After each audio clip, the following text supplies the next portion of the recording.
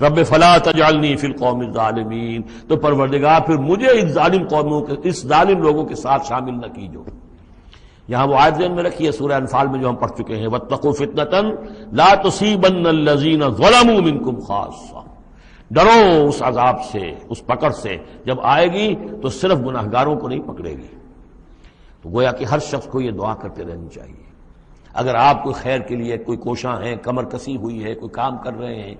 کہ اس ملک کے رہنے والوں کو یاد آ جائے، ہوش آ جائے کس لیے ملک بنایا تھا، یہ پھر ادھر ہی اس طرف رخ کر لیں، جو بھی محنت کر رہے ہوں، اور اس کا ڈر بھی ہے کہ اگر ہمیں تاخیر ہو گئی، پتہ نہیں یہ مہلت کب ختم ہو جائے اللہ کی طرف سے جو ہمیں دی گئی ہے، کب عذاب الہی کا دوسرا کوڑا، پہلا کوڑا برسا تھا سن 71 میں، کیا ہوا تھا،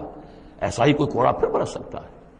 یہ چیزیں سب کی سب محفوظ نہیں ہے، کوئی اللہ کی طرف سے لکھی ہوئی گارنٹی نہیں ہے کہ یہاں ایسی کوئی بات نہیں ہوگی۔ اے اللہ ہمیں اس میں شامل نہ کیجو، لیکن اس میں شامل نہیں ہونا ہے تو یہ کہ اپنا تن بندھن لگا دیجئے اس قوم کو صحیح راستے پر لانے کے لیے، تب اللہ تعالیٰ نے بچانے کا وعدہ کیا ہے۔ قل رب اما ترینی ما یوعدون رب لا تجعلنی فی القوم فلا تجعلنی فی القوم الظالمین۔